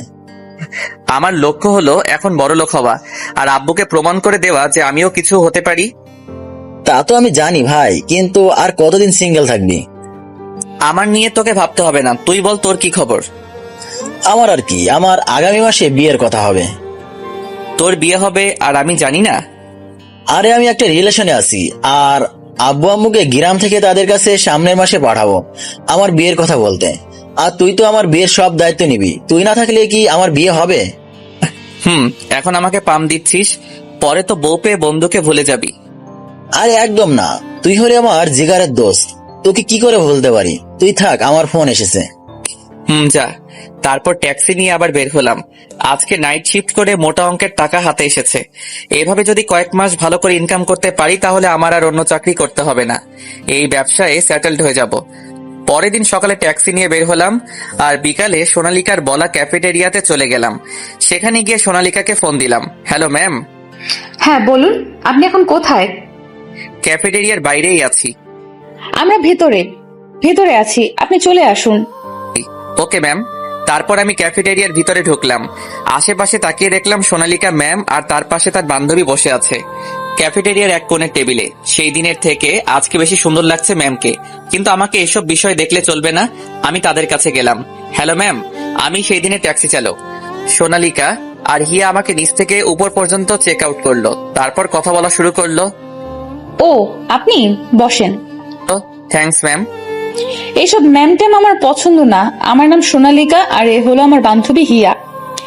আমি রাকিব, একজন সাধারণ ট্যাক্সি চালক। দেখে তো মনে হয় না। মানে?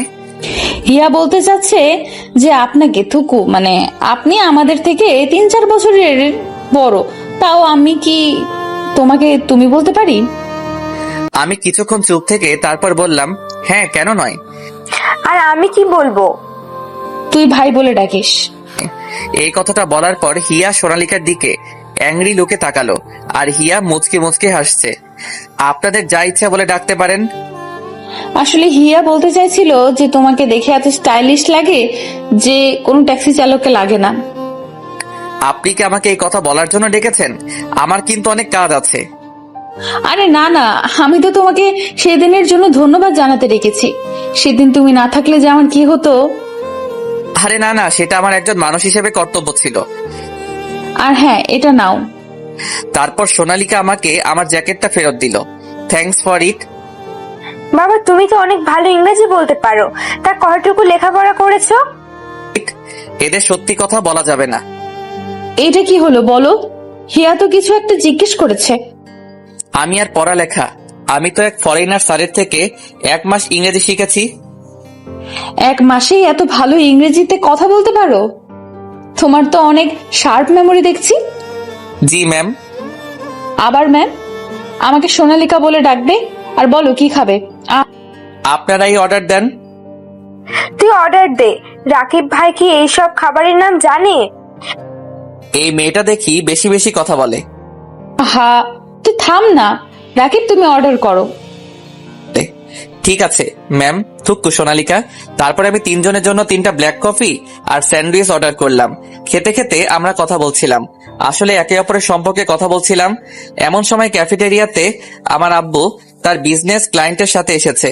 আব্বু আমার পিছনের টেবিলে বসায় আমি বুঝতে পারিনি, কিন্তু আব্বু আমার কণ্ঠস্বর ঠিকই চিনতে পেরেছে। সেই দিন আমি বাসা থেকে বের হওয়ার পর আব্বুরও মন খারাপ হয়ে গেছে। ঠিক মতো খায় না, ঘুমায় না। আব্বু ভেবেছিল যে এখন আমাকে বাসায় নিয়ে যাবে, কিন্তু আমাদের কথা শুনে সে কথা মাথা থেকে ঝেড়ে ফেলে দিল। তা রাকিব, তোমার বাসায় কে কে আছে? মা, বাবা আর এক ছোট বোন। তোমার বাবা মা আর বোন কি করে? বোন ইন্টার ফার্স্ট ইয়ারে, আম্মু গৃহিণী আর আব্বু। কথাটা বলেই আমি চুপ হয়ে গেলাম, কারণ এদেরকে সত্যি কথা বলা যাবে না। কি হলো বলো, তোমার আব্বু কি করে? আসলে আব্বু, কথাটা বলে আমি আবার চুপ হয়ে গেলাম, কারণ সামনের দেওয়াল পুরোটা কাচের, আর সেই কাছে আমি দেখতে পাচ্ছি যে আব্বু আমার কথা মন দিয়ে শুনছে। আমার মাথায় এক শয়তানি বুদ্ধি আসলো। আসলে ছোটবেলা থেকে আব্বুকে রাগাতে আমার অনেক ভালো লাগতো। কি হলো বলো? আব্বু আর কি করে, আমার ঘরে বসে বসে খায়, সারাদিন ঘরে বসে থাকে আর নেশা করে, বন্ধুদের সাথে বসে জুয়া খেলে। আর কি বলবো বলো? একটু স্যাড লুকে বললাম, কিন্তু ভিতরে তো আমি হাসছি। আর এইদিকে আব্বু আমার কথা শুনে তেলে বেগুনে জ্বলছে। তাহলে তো তোমার পরিবারের সব চাপ তোমার উপরেই। আমার কথা রাখো, তোমার ভবিষ্যৎ পরিকল্পনা বলো। আমি লন্ডন ক্যামব্রিজ ইউনিভার্সিটি থেকে চান্স পেয়েছি। একটা এক্সাম দিয়েছি, সেই ভার্সিটিতে চান্স পাওয়ার জন্য আগামী সপ্তাহে রেজাল্ট দিবে, দেখি কি হয়। You know what, one of the best varsity this is. আরে রাকিব ভাই কিভাবে জানবে?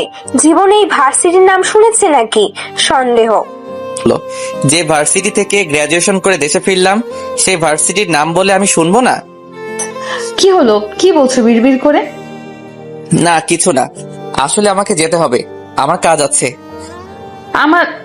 আমাদেরও যেতে হবে, অনেক দেরি হয়ে গেছে। তারপর কাউন্টারে গিয়ে বিল দেওয়ার সময় সোনালিকা বিল দিয়ে দিল আমার আগে। এটা কি হলো? কি হলো আবার? না মানে তুমি বিলটা দিলে কেন? আরে সমস্যা নেই, মনে করো সেদিনের ভাড়াটা দিয়ে দিলাম। চালাক আছো। সোনালিকা হেসে দিল। এই মেয়ের হাসি দেখে আমি ক্রাশ খেলাম। এই হাসিটা আমাকে যেন পাগল করে দিচ্ছে। কিভাবে একটা মেয়ে এত সুন্দর করে হাসে? আমি কয়েকজন প্যাসেঞ্জারকে নামিয়ে রাতের দিকে গ্যারেজে চলে গেলাম। আর এইদিকে আব্বু বাসায় গিয়ে, তোমার ছেলে কি কোনোদিনও মানুষ হবে না? কেন, রাকিব আবার কি করেছে? এমনিতেই ছেলেটাকে বাসা থেকে বের করে দিয়েছো। কেমন আছে, কোথায় থাকে, কি করে কিছুই জানি না। কি আর করে মেয়ে পটাচ্ছে? মানে আব্বু, তুমি কি ভাইয়াকে দেখেছো? বলো না আব্বু, বলো না। তারপর আব্বু আজকে সব কথা আম্মু আর রিয়াকে বলল। আম্মু আর রিয়া তো হেসে গড়াগড়ি খাচ্ছে এমন ভাব। এতে হাসার কি আছে বুঝলাম না। আব্বু, ভাইয়া তোমাকে এইবারও বোকা বানিয়ে দিল। মানে? মানেটা হলো রাকিব হয়তো কোনোভাবে তোমাকে দেখে ফেলেছিল, তাই এই কথাটা বলেছে তোমাকে রাগানোর জন্য। তুমি তো জানো রাকিব তোমাকে রাগাতে কত ভালোবাসে। যা, এইবারও বোকা হয়ে গেলাম। ভেবেছিলাম ছেলেটা হয়তো কষ্টে আছে, কিন্তু না, ছেলে তো দিব্যি গার্লফ্রেন্ডের সাথে ক্যাফেটেরিয়াতে বসে আড্ডা দিচ্ছে। তাতে তোমার কি? দেখবে আমার ছেলে একদিন প্রমাণ করে দিবে যে সেও কিছু করতে পারে। রাতে আমি শুয়ে শুয়ে সোনালিকার কথা ভাবছি। না চাইতেও তার ওই মায়াবী মুখ আর তার ভুবন ভোলানো হাসি মাখা মুখ আমার চোখের সামনে ভেসে উঠছে। আমি শুধু এটা ভাবছি যে একটা মেয়ের হাসি কিভাবে এত সুন্দর হতে পারে। আমি যেন এক ঘরের মধ্যে আছি। এমন সময় রাহুল আর রাজু আসলো আমার সাথে কিছু কথা বলতে। কি রে, শুয়ে শুয়ে কি ভাবতেছিস? ভাবছি একটা মেয়ের হাসি এত সুন্দর কিভাবে হয়। কি বললি? ওস্তাদ, আমার মনে হয় রাকিব ভাই প্রেমে পড়েছে। ঘোরের মধ্যে কথাটা বললাম। না না কিছু না। রাজু তো ভুল কিছুই বলেনি, তোর কথাবার্তায় বোঝা যাচ্ছে তুই প্রেমে পড়েছিস। ঘটনা কি খুলে বলতো। না না কিছু না। কি বলছিস এসব আবোল তাবোল? তারপর আমি রাহুলকে আজকের ব্যাপারে খুলে বললাম। আজকে সোনালিকার সাথে আমার কি কথা হয়েছে, তারপর আব্বুর নামে কি কি বলেছি। আমার মনে হয় তুই মেয়েটার হাসির উপর প্রেমে পড়েছিস। ছাড় এইসব বিষয়, আমি এখন এসব বিষয় নিয়ে ভাবতে চাই না। তোরা জানিস যে আমার লক্ষ্য এখন বড় লোক হওয়া। ভাই চিন্তা করেন না, আমরা আছি তো। আর আপনি অবশ্যই আপনার বাপের থেকেও বড় লোক হইবেন। তাই যেন হয় রাজু। অন্যদিকে সোনালিকা শুয়ে শুয়ে আমার কথা ভাবছে। ছেলেটা কত সুন্দর আর কত ভদ্রভাবে কথা বলে, কিন্তু জীবনে অনেক দুঃখ। এইভাবে এক সপ্তাহ চলে গেল। একদিন সকালে আমি একজন প্যাসেঞ্জারকে নিয়ে একটি ভার্সিটিতে নিয়ে আসলাম। আমি আমার ভাড়া নিয়ে যে ট্যাক্সি নিয়ে চলে যাব, ঠিক তখনই দেখলাম সোনালিকা আর ওর বান্ধবীরা ভার্সিটির গেটের সামনে দাঁড়িয়ে আছে। আর সোনালিকাকে দেখে মনে হচ্ছে অনেক দুঃখী, আর মনে হচ্ছে অনেক কান্না করেছে। আমি কি যাব একবার সোনালিকার কাছে? কিন্তু আমি গেলে যদি সে অপমানিত বোধ করে, কারণ সেখানে সবাই দামি ব্র্যান্ডের জামা কাপড় পরে আছে, আর আজকে আমি লোকাল ড্রেসেই স্টাইলিশ লুকে এসেছি। আসলে আমার সব ব্র্যান্ডের জামা কাপড় আমি রেখে দিয়েছি, কারণ আমার ব্র্যান্ডের জামা কাপড় দেখে আমাকে কেউ ট্যাক্সি চালক মনে করে না। আর লোকাল ব্র্যান্ডের জামা কাপড়কেই আমি স্টাইলিশ করে দিয়েছি। আমি লন্ডন থাকতে ফ্যাশন হাউসে 2 মাসের কোর্স করেছি। আসলে আব্বু জানে না যে আমি লন্ডনে থাকতে অনেক ধরনের বিজনেসের কোর্স করেছি। আমি ট্যাক্সি থেকে নেমে সোনালিকার কাছে গেলাম। সোনালিকা, তোমার কি কিছু হয়েছে? আমার কথা শুনে সোনালিকা আর ওর বান্ধবীরা আমার দিকে তাকালো। সোনালিকা, তুই কি এই খ্যাতকে চিনিস নাকি? কে, তুই চুপ থাক। রাকিব ভাই আসলে সেই দিন সোনালিকা বলেছিল না যে সে লন্ডনে ক্যামব্রিজ ইউনিভার্সিটিতে চান্স পাওয়ার জন্য এক্সাম দিয়েছে। আজ রেজাল্ট দিয়েছে, কিন্তু সোনালিকা চান্স পায়নি। এটা তো সত্যি অনেক দুঃখের ব্যাপার। শুধু তাই নয়, আর না, কিছু হয়নি রাকিব। হিয়াকে বলতে দাও সোনালিকা। আজকে ভার্সিটিতে অ্যাডমিশন নিতে এসেছিলাম, কিন্তু ভার্সিটির কিছু সিনিয়র সোনালিকার সাথে খারাপ ব্যবহার করেছে, খারাপ খারাপ কথা বলেছে, শরীরে বিভিন্ন জায়গায় টাচ করতে চেয়েছে। আমি তাকিয়ে দেখে সোনালিকা কান্না করছে। সিনিয়রেরা কি এখনো ভিতরে আছে? সোনালিকা, আসো আমার সাথে। কিন্তু কোথায়? সোনালিকা, কোন ছেলেগুলো? রাকিব ছেড়ে দাও, ওরা অনেকজন আছে। তুমি শুধু বলো কোন ছেলেগুলো তোমাকে বিরক্ত করেছে। ভাইয়া সোনালীকে বলবে না, আমি বলছি। এই যে শুনছেন ভাই সাহেব, আরে রকি, মেয়েটা মনে হয় আমাদের কাছে মজা নেওয়ার জন্য এসেছে। গতবার মনে হয় আমাদের টাচ অনেক ভালো লেগেছে। রকি যেই সোনালিকার পেটে টাচ করবে সেই সময় আমি রকির হাত ধরে মচকে দিলাম। রকি ব্যথায় চিৎকার দিয়ে উঠলো। তারপর আমি রকির মুখে একটা ঘুষি দিলাম আর তার নাক থেকে অবিরাম রক্ত পড়তে লাগলো। তারপর বাকি 6 জন আমাকে ঘিরে ফেললো। আমি একে একে সবাইকে মারতে লাগলাম। একজনের 2 পায়ের মাঝখানে একটা কিক করলাম আর সে মরণ চিৎকার দিয়ে উঠলো। আরেকজনের পেটে ঘুষি দেওয়ার সাথে সাথে তার মুখ থেকে রক্ত বের হলো। আরো বাকি 5 জনকে একইভাবে মাটিতে শুইয়ে দিলাম। সবাই আমাদের মারামারি দেখে আমাদেরকে ঘিরে ফেলেছে। সোনালিকা আর ওর বান্ধবীরা আমার ফাইট দেখে চমকে গেছে, কারণ আমি একেবারে প্রফেশনাল ভাবে ওদেরকে হারিয়েছি। তারা তো আর জানে না যে আমি লন্ডনে থাকতে মার্শাল আর্ট, কুংফু আর নিনজা ফাইট সবকিছু ট্রেনিং নিয়েছি। এই ভার্সিটি এই এলাকার সবচেয়ে নামি দামি একটা ভার্সিটি। সব ভার্সিটিতেই র্যাকিং হয়, কিন্তু কোনো ভার্সিটির কারো অধিকার নেই কোনো মেয়ের সম্মানহানি করার। সবাই এখানে পড়তে আসে কোনো মেয়ের শ্লীলতাহানি করার জন্য না। এটাই কি আপনাদের এডুকেশন সিস্টেম? অনেক জোরে জোরে বললাম যাতে সবাই শুনতে পারে। সবাই আমার কথা শুনে মাথা নিচু করে আছে। আমি আর কিছু না বলে সেখান থেকে বেরিয়ে আসলাম। আমি যেই ট্যাক্সিতে উঠতে যাব ঠিক তখনই সোনালিকা আমার দিকে দৌড়াতে দৌড়াতে আসলো। তোমাকে অনেক ধন্যবাদ আমার সাহায্য করার জন্য। এটা তো আমার কর্তব্য ছিল। আমাকে তুমি এই নিয়ে 2বার সাহায্য করেছো। 2বারই আমাকে কেউ সাহায্য করেনি। তোমাকে ধন্যবাদ দিয়ে ছোট করব না আমি, কিন্তু আমি তোমাকে ডিনারের ইনভাইট করতে চাই। এ কোন মহাবিপদে পড়লাম! এভাবে তো আমি কখনো কাজে মনোযোগ দিতে পারবো না। কি হলো বলো? আসলে আমার সময় নেই, নিচু স্বরে কথাটা বললাম। সময় নেই বললে তো হবে না। আচ্ছা তুমি বলো তোমার কখন সময় হবে, আমি কিছুক্ষণ চুপ থেকে। আজকে তো ক্রিসমাস। তুমি একটা কাজ করো, তুমি গ্যারেজে আসবে রাত 8টার দিকে। গ্যারেজে কেন? দেখো আমার সময় নেই তোমার জায়গায় যাওয়ার জন্য, কিন্তু আমি যে জায়গায় থাকি সেই জায়গায় তোমার সাথে ডিনার করব। কথা হলো ডিনার করার এখন কেউ খাওয়ায়, সেটা কোনো ব্যাপার না। এটা কিন্তু ঠিক না। আমি তোমাকে খাওয়াবো, ঠিক আছে অন্য সময় খাওয়াবো, কিন্তু তুমি গ্যারেজে থাকো কেন? আসলে আমি গ্যারেজে থাকি মানে আমার বন্ধুর গ্যারেজ, আর আমার পরিবার গ্রামে থাকে। তোমার টেনশন নেওয়ার দরকার নেই, কারণ গ্যারেজে আমার প্রাণপ্রিয় বন্ধু রাহুল আর আমার ছোট ভাইয়ের মতো রাজু থাকে। গ্যারেজ আমাদের কাছে কোনো 5 স্টার হোটেলের চেয়ে কম না, সেখানে গেলেই দেখতে পারবে। ওকে, আজকে দেখা হবে, বাই। কোথায় যাবে বলো, আমি ড্রপ করে দেই। আসলে আমি গাড়ি নিয়ে এসেছি। তোমার গাড়ি থাকতে তুমি সেই দিন রাতে ট্যাক্সি বুক কেন করলে? আসলে আমি বন্ধুদের সাথে গেলে গাড়ি নেই না, কারণ ড্রাইভার আব্বুকে সব বলে দেয়। কিন্তু সেই দিন রাতের ঘটনার পর আব্বুর অর্ডার আছে, আমি যে কোনো জায়গায় যাই না কেন গাড়ি নিয়ে যেতে হবে। ঠিক আছে, রাতে দেখা হবে। ওকে, বাই।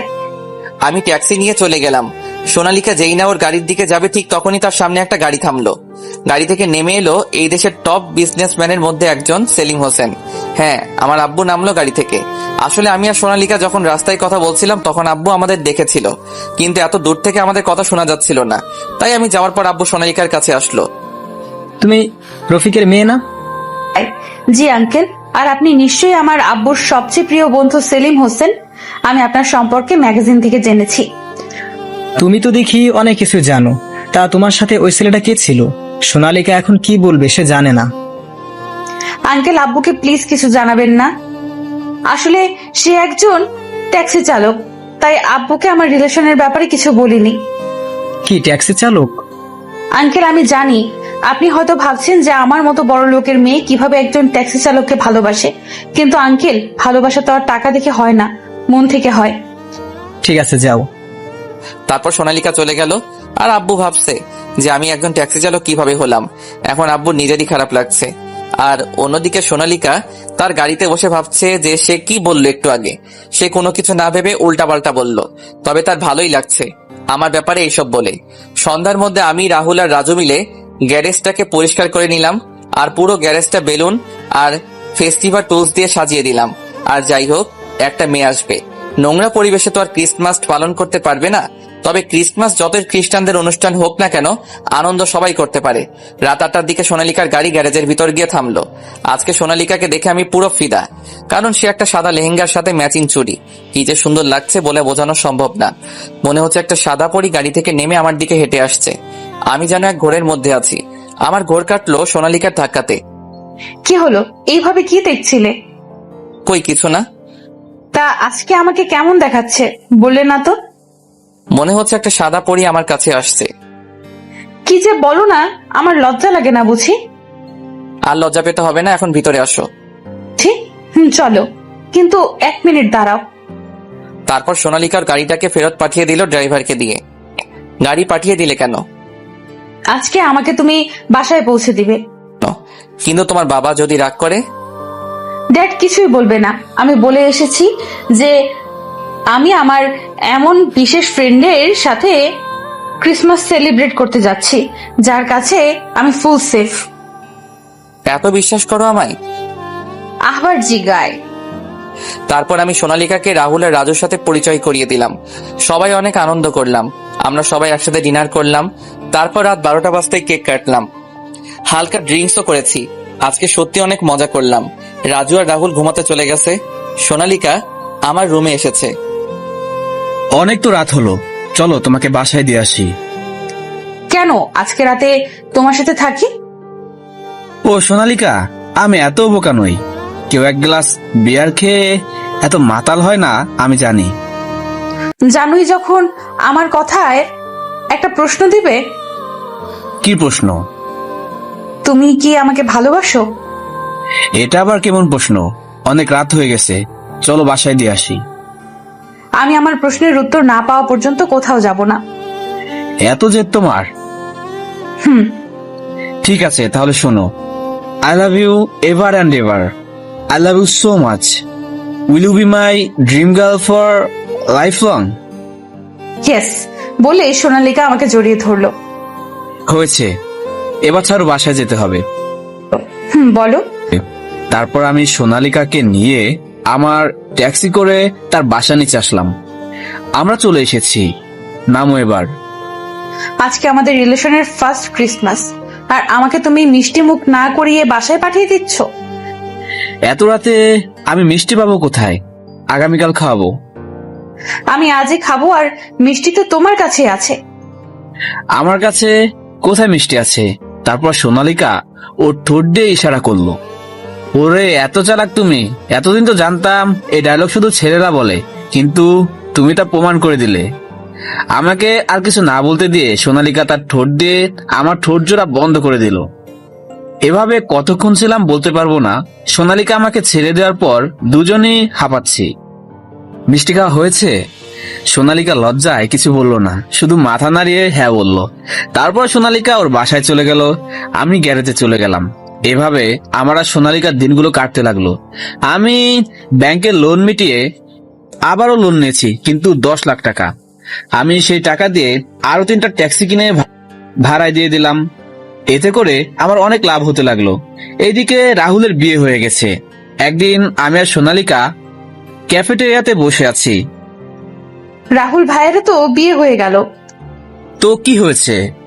কি হয়েছে মানে? তোমাকে এবার আমার বাবার সাথে কথা বলতে হবে আমাদের বিয়ের ব্যাপারে। দেখো, তুমি এত বড় লোকের মেয়ে, আর আমি একজন সামান্য ট্যাক্সি চালক। তোমার বাবা তো আমাকে মেনে নিবে না, তাই আমাকে বড় কিছু হতে হবে। তুমি থাকো তোমার বড় কিছু নিয়ে, আর এদিকে ড্যাড আমার বিয়ে নিয়ে কথা বলা শুরু করে দিয়েছে। না না, আমাকে আর কিছুদিন সময় দাও। আচ্ছা, আর মাত্র 15 দিন সময় দিচ্ছি। তারপর যদি তুমি আমার ড্যাডির সাথে কথা না বলো, তাহলে আমি আমার ড্যাডের পছন্দ মতো ছেলেকে বিয়ে করে নেব। আচ্ছা, আমি গ্যারেজে শুয়ে শুয়ে ভাবছি যে কিভাবে আমি বড়লোক হব, কারণ মাত্র 4টা ট্যাক্সি দিয়ে কোটিপতি হতে পারবো না। আমি আমার সমস্যাটা রাহুলকে জানালাম। তুই তো বিদেশ থেকে অনেকগুলো বিজনেসের কোর্স করেছিস, তাহলে সেই কোর্সের শেখানো টেকনিক অ্যাপ্লাই কর। আমি ভাবছি একটা ছোট দেখে ফ্যাশন হাউস খুলবো, কিন্তু তার জন্য আমার এই ট্যাক্সির প্রফিট যথেষ্ট না। তুই তো আমার থেকে সাহায্য নিবি না জানি আমি। তাহলে এক কাজ কর, ব্যাংক থেকে লোন নে, আর তোর কাছে এখন বন্ধক রাখার মতো সম্পদও আছে। না রে দোস্ত, আমি যদি ব্যাংক থেকে লোন নেই তাহলে আমাকে সেই লোন পরিশোধ করতে হবে, আর তাতে আমার প্রফিট কিছুই থাকবে না। তাহলে কি করবি? জানি না রে। এক কাজ কর, আমি আর তুই একসাথে ফ্যাশন হাউস শুরু করি পার্টনারশিপে। তুই তো আমার থেকে সাহায্য নিবি না, কিন্তু পার্টনারশিপ তো করতেই পারি। আমার টাকা আর তোর ট্যালেন্ট সব মিলে একদম ধামাকা বিজনেস করব আমরা। আইডিয়াটা খারাপ না দোস্ত। তারপর আমি আর রাহুল মিলে একটা ফ্যাশন হাউস শুরু করি। আমি আমার যে একটা ট্যাক্সি চালাতাম সেটা আমি ভাড়ায় দিয়ে দিছি। এখন আমি আমার পুরো মনোযোগ আবার নতুন বিজনেসে লাগাবো। আমার জ্ঞান আর বিদেশ থেকে গ্রাজুয়েশন সার্টিফিকেট এই বিজনেসকে সাকসেসফুল করতে অনেক সাহায্য করেছে। এই ব্যবসায় রাহুলের অবদান কোনো অংশে কম নয়। আমি সোনালিকার বাবার সাথে দেখা করি আর তার কাছে সোনালিকে পড়ালেখা শেষ হওয়া পর্যন্ত সময় চাই, আর তিনি আমাকে মেনেও নেয়। এভাবে 2 বছর চলে গেল। আমি আগের থেকে বড়লোক হয়ে গেছি। আমার এখন প্রায় 500টার মতো ট্যাক্সি আছে। আমি আমার টাকা আর ট্যালেন্টকে ঠিক মতো ইনভেস্ট করতে পেরেছি বলেই আজ আমি এত দূরে। লন্ডন থেকে আমি যেসব বিজনেস কোর্স করেছি সেগুলো অ্যাপ্লাই করেছি। আমি আমার ব্যাংক থেকে লোন নিয়ে অনেকগুলো বিজনেস স্টার্ট করেছি, আর রাহুলের গ্যারেজটাকে শহরের সবচেয়ে বড় গ্যারেজে পরিণত করেছি। এখন এখানে অনেক লোক আছে, তাই রাজুকে আমার ট্যাক্সি কোম্পানির ম্যানেজার বানিয়ে দিয়েছি। সময়ের সাথে টেক্কা দিতে দিতে এখন আমি দেশের সবচেয়ে বড় ট্যাক্সি কোম্পানির মালিক। আর আমার ফ্যাশন হাউস আমার বোন রিয়ার নাম, যেটা দেশের অন্যতম জনপ্রিয় ফ্যাশন হাউস। দেশের তরুণদের দিক দিয়ে আমি সবার উপরে। আমি এখন দেশের টপ বিজনেসম্যানদের মধ্যে একজন। দেশের তরুণদের দিক দিয়ে আমি সবার উপরে। আমি এখন দেশের টপ বিজনেসম্যানদের মধ্যে একজন। আগামীকাল আমাকে অ্যাওয়ার্ড দেওয়া হবে বিজনেসম্যান অব দ্য ইয়ার হিসেবে, কারণ 2 বছর আগে মোটামুটি ধনী থাকলেও গত 1 বছরে সব থেকে বেশি টাকা আমি ইনকাম করেছি। অনুষ্ঠানে সোনালিকা, ওর বান্ধবীরা আর ওর বাবাও থাকবে। আমার পক্ষ থেকে রাহুল, ওর বউ মিম আর ওদের 1 বছরের ছেলে রূপকও যাবে। রাজুও যাবে আমার সাথে। শুনেছি দেশের টপ বিজনেসম্যানদের মধ্যেই একজন আমাকে অ্যাওয়ার্ড দিবে। পরের দিন আমরা সবাই অনুষ্ঠানে চলে গেলাম। আমি আজ অনেকটাই খুশি, কারণ আজ আমি আমার চ্যালেঞ্জ কমপ্লিট করতে পেরেছি। আমার আজকের অ্যাওয়ার্ড শো পুরো দেশে লাইভ দেখানো হবে। তাই আমার আব্বুও দেখবে যে তার ছেলে নিজে কিছু একটা করতে পেরেছে। আমি আমার BMW গাড়ি নিয়ে চলে গেলাম অ্যাওয়ার্ড শোর গেস্ট রুমে। একটু পর অ্যাওয়ার্ড শো শুরু হবে। এমন সময় দরজায় কেউ একজন ঠক ঠক করলো। কামিন। তারপর সোনালিকা আসলো। আমার বাবুটা আজকে এত খুশি কেন? খুশি থাকবো না, আজকে আমি অনেক খুশি। তুমি লাইফে এত বড় একটা অ্যাওয়ার্ড পাবে। আজকেই তুমি আমার আব্বুর সাথে আমাদের বিয়ের কথা বলবে। আর গত 2 বছরে আমি যতবার তোমার বাবা মায়ের কথা জিজ্ঞেস করেছি ততবার তুমি কথাটা এড়িয়ে চলেছো। আজকে কিন্তু আমি কোনো কথা শুনবো না। বলো আমাকে, তুমি কবে তোমার ফ্যামিলির সাথে আমার দেখা করিয়ে দিবে? সম্ভবত আজকে অথবা আগামীকাল। আর তোমার বাবার সাথেও কথা বলবো, সমস্যা নাই। সত্যি? সোনালিকা আমাকে জোরে ধরলো। ঠিক আছে, এখন ছাড়ো, এখন অ্যাওয়ার্ড শো শুরু হবে। না, আমি আমার হবু বরকে জড়িয়ে ধরেছি, তাতে আমি কারো কথা শুনবো না। বোঝার চেষ্টা করো। ঠিক আছে, তাহলে মিষ্টি দাও। এখন আমি মিষ্টি কোথায় পাবো? তারপর সোনালিকা আবারও ঠোঁট দিয়ে ইশারা করলো। আমি বুঝে গেলাম সোনালিকা কি বোঝাতে চাচ্ছে। না না, একদম না। আমার বাবুটা তো দুষ্ট হয়েছে, আমি জানতাম না। সোনালিকা আমাকে যে লিপ কিস করতে যাবে ঠিক সেই সময় আমি সরে গেলাম। সোনালিকা অনেক রেগে গেল। আমি দৌড়ে রুম থেকে চলে গেলাম। সোনালিকা আমার পিছু পিছু দৌড়াচ্ছে। এক সময় আমি দৌড়াতে দৌড়াতে একজনের সাথে ধাক্কা খেলাম। আমি সামনে তাকিয়ে অবাক, কারণ আমার সামনে আমার ছোট বোন রিয়া দাঁড়িয়ে আছে। রিয়া আমাকে দেখেই জোরে ধরলো। এতদিনের সব রাগ অভিমান ওর চোখে আমি দেখতে পেলাম। ভাইয়া, তুই না খুব পচা। এতদিন আমাদের কথা কি তোমার মনেও পড়েনি? আরে আমার পাগলি বোনটা যে কেঁদেই দিবে। আমি আর মাত্র 1 দিন পর আবার তোর কাছে ফিরে যাব। রিয়া আমাকে ছেড়ে দিয়ে তারপর আবার পড়া শুরু করলো। ভাইয়া, তুমি কি সত্যি বলছো? হ্যাঁ রে, আমি তো রিয়ার সাথে কথা বলতে বলতে এতক্ষণ খেয়ালই করে নাই যে সোনালিকা আমার পিছনে দাঁড়িয়ে আছে। সে আমাদের কথা শুনতে পারেনি। এখানে হচ্ছেটা কি? আমি আর রিয়া সোনালিকার দিকে তাকালাম। সোনালিকার চোখ দিয়ে মনে হয় আগুন বেরোচ্ছে। আমি বুঝে গেলাম সোনালিকা আমাকে আর রিয়াকে দেখে অন্য কিছু ভাবছে। তাই তার ভুল ভাঙানোর জন্য বললাম, রিয়া, এ হলো তোর হবু ভাবি সোনালিকা, আর সোনালিকা এ হলো আমার আদরের ছোট বোন রিয়া। সোনালিকা এবার তার ভুল বুঝতে পেরেছে। রিয়া তো সোনালিকাকে পেয়ে আমাকে মনে হয় ভুলে গেছে। রিয়া, তুই এখানে কি করস? আর আব্বু আম্মু কোথায়? আব্বু আম্মু এখানে আছে। আর তুমি এখানে কি করো? এই জায়গায় তো আজকে দেশের ইয়াং জেনারেশনের আইডল টপ বিজনেসম্যানকে অ্যাওয়ার্ড দেওয়া হবে। সেই বিজনেসম্যান আর কেউ নয়, তোমার ভাইয়া। সত্যি ভাইয়া? হুম। তার মানে তুমি চ্যালেঞ্জ জিতে গেছো। হুররে! ইয়া, কিসের চ্যালেঞ্জ? পরে বলবো, আজকে সব জানতে পারবা। রিয়া, আব্বু আর আম্মু এখানে কি করছে? না না, আমি বলবো না, আজকে তোমার জন্য সারপ্রাইজ আছে। দেখা যাবে কি সারপ্রাইজ। এমন সময় মাইকে অ্যানাউন্সমেন্ট করা শুরু হয়ে গেছে। আমরা স্টেজের কাছে চলে গেলাম। আমার সব আপনজন প্রথম সারির চেয়ারে বসে আছে, কিন্তু আমি আব্বুকে দেখতে পেলাম না। এমন সময় মাইকে আমার নাম অ্যানাউন্স করলো। আমি স্টেজে উঠে গেলাম। আমার চোখ নিচে জনগণের ভিড়ের দিকে। আম্মু আমাকে দেখে অনেক অবাক হয়েছে। রিয়া আম্মুকে সব বলল আর সোনালিকার সাথে পরিচয় করে দিচ্ছে। আমি স্টেজে সামনের দিকে তাকিয়ে অনেক বড় শট খেলাম, কারণ আমার সামনে আমার আব্বু দাঁড়িয়ে আছে অ্যাওয়ার্ড নিয়ে। আব্বুর মুখেও আশ্চর্যবোধক চাউনি দেখতে পাচ্ছি। আব্বু যে আমাকে আশা করেনি এটা আব্বুর চোখ মুখ দেখে বোঝা যাচ্ছে। মাইকে আবার অ্যানাউন্স করলো, দেশের ইয়াং জেনারেশনের আইকন রাকিব হাসান রাজকে আজ top businessman of the year এর অ্যাওয়ার্ড দিবে দেশের সেরা বিজনেসম্যানদের মধ্যে অন্যতম বিজনেসম্যান সেলিম হোসেন। আব্বুর হাতে অ্যাওয়ার্ড আছে, কিন্তু আব্বু আমাকে অ্যাওয়ার্ড না দিয়ে এই জায়গায় সবাইকে অবাক করে আমাকে জড়িয়ে ধরলো। এতদিনের সব রাগ অভিমান সব আজকে মুছে যাবে বলে আমি মনে করি। আব্বু আমাকে ছেড়ে দিয়ে আমাকে নিয়ে মাইকের কাছে গেল। আপনারা নিশ্চয়ই ভাবতেছেন যে আমার আর রফিকের মধ্যে কি সম্পর্ক আছে। রফিক আর কেউ নয়, আমার ছেলে। গত 2.5 বছর আগে রাকিব লন্ডন ক্যামব্রিজ ইউনিভার্সিটি থেকে গ্রাজুয়েশন করে দেশে আসার পর আমাকে বলেছিল যে সে নিজের নামে কিছু করতে চায়, আমার বিজনেস সে সামলাবে না। তখন আমি খুব রেগে গিয়েছিলাম, তাই রাকিবকে ঘর থেকে বের করে দিয়েছিলাম।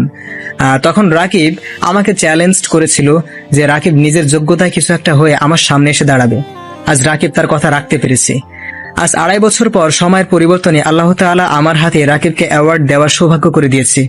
আজ আমি চ্যালেঞ্জে হেরে যাওয়ায় কোনো দুঃখ পাইনি, বরং আমার চেয়ে খুশি কেউ হবে না, কারণ আমার ছেলে নিজের যোগ্যতায় আজ নিজের একটা পরিচয় গড়ে তুলেছে।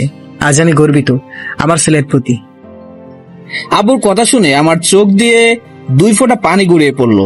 এই পানি দুঃখের নয়, বরং আনন্দের। তারপর আব্বু আমাকে তার নিজ হাতে অ্যাওয়ার্ড দিল। অ্যাওয়ার্ড অনুষ্ঠান শেষ হওয়ার পর আমি আব্বু আম্মুকে সোনালিকা আর তার বাবার সাথে পরিচয় করে দিলাম, কিন্তু আমি জানতাম না যে আমার আব্বু আর সোনালিকার আব্বু বেস্ট ফ্রেন্ড। 1 মাস পর আমার বিয়ে হয়ে গেল সোনালিকার সাথে। আমি এখন বাসর ঘরের সামনে দাঁড়িয়ে আছি, কিন্তু আমার ভিতরে ভয় কাজ করছে, কারণ সেদিন অ্যাওয়ার্ড ফাংশনের দিন সোনালিকা আমার উপর রাগ করেছিল, কারণ আমি আমার আসল পরিচয় তার কাছে লুকিয়ে গেছিলাম। আমি আমার সব ভয়কে এক সাইডে রেখে এক বুক সাহস নিয়ে আমার রুমে ঢুকলাম। দেখি সোনালিকা বাঙালি বউয়ের মতো হাঁটু সমান ঘুমটা দিয়ে বসে আছে। আমার পায়ের শব্দ শুনে সোনালিকা খাট থেকে নেমে আমার পায়ে হাত দিয়ে সালাম করলো। আমি কিছু বলার আগে সোনালিকা বলা শুরু করলো, আগে ওযু করে আসো, 2 রাকাত নফল নামাজ পড়বো, তারপর আমি। এখন কিছু বলি? না, আগে আমার প্রশ্নের উত্তর দিবে, তারপর। ঠিক আছে। তুমি আমাকে তোমার আসল পরিচয় কেন দাওনি? কারণ আমি চাইতাম না কেউ আমার পরিচয় জেনে আমাকে ভালোবাসুক। ও, তার মানে আমাকে কি তোমার সেই রকম মেয়ে বলে মনে হয়েছিল তোমার? এই না না, আমি সেটা বলতে চাইনি। এইসব কথা ছাড়ো তো, আজকে আমাদের বাসর রাত। এইসব কথা বলে কি সময় কাটাবে? তাই ছাদে যাবে? আমি তোমাকে বলছি কি আর তুমি বলছো কি? আর এত রাতে ছাদে গিয়ে কি করবে যদি কেউ দেখে ফেলে? আরে কিছু হবে না, চলো তো। তারপর সোনালিকার সাথে চুপি চুপি ছাদে গেলাম। সেখানে দোলনায় বসলাম। এই দোলনাটা আমার বোন বানিয়েছিল। চারটা আজ অনেক আলো দিচ্ছে না? এরকম দৃশ্য আমি কখনো দেখিনি। এখন কি আমাকে একটু মিষ্টি দেবে? অনেকদিন মিষ্টি মুখ করিনি। সোনালিকা কিছু না বলে মাথা নেড়ে হ্যাঁ বোধক ইশারা করলো। বাকিটুকু আর না জানাই ভালো। মুই ভদ্রপোলা 5 বছর পর। ড্যাডি, ড্যাডি, মাম্মা আমাকে খুব বকেছে। কি, তোমার মাম্মার এত বড় সাহস যে আমার প্রিন্সেসকে বকা দিবে? তোমার মাম্মাকে আমি বকুনি দিয়ে দেব। ঠিক আছে, আই লাভ ইউ ড্যাডি। ওরে, আমার নামে বিচার দেওয়া হচ্ছে বুঝি? হ্যাঁ, তুমি আমাকে বকেছো না, তাই আমি ড্যাডির কাছে তোমার নামে বিচার দিয়েছি। এখন ড্যাডি তোমাকে বকবে। মাই প্রিন্সেস, তুমি একটা কাজ করো, তোমার ফ্রেন্ডসদের সাথে খেলতে যাও, আর আমি তোমার মাম্মাকে বকা দিব। ওকে। তারপর ফারিয়া খেলতে চলে গেল। তুমি আমার প্রিন্সেসকে বকেছো কেন? তুমি তোমার মেয়েকে মাথায় উঠিয়ে এত বিগড়ে দিয়েছো। তাই নাকি? এই কি করছো? কেন আমার বুকে আদর করছি? এই না না, একদম না। ফারিয়া বলছে তার একটা ফুটফুটে ভাই চাই, আর আমি এখন তাই করব। তাই বুঝি, কিন্তু এই প্রসেস করার আগে তোমার এই দর্শকদের বলে দাও এখান থেকে যেতে। কোনো শরম লজ্জা নাই, দেখেছো সিন দেখার জন্য বসে আছে। ঠিক বলেছো। আমার প্রিয় দর্শক বন্ধুরা, আপনারা যান আপনাদের কাজে, আর আমি আমার বংশবৃদ্ধির কাজ করি। তারপর কি হলো আপনাদের জানতে হবে না। এইভাবে মিলন হলো আরো একটি সম্পর্ক।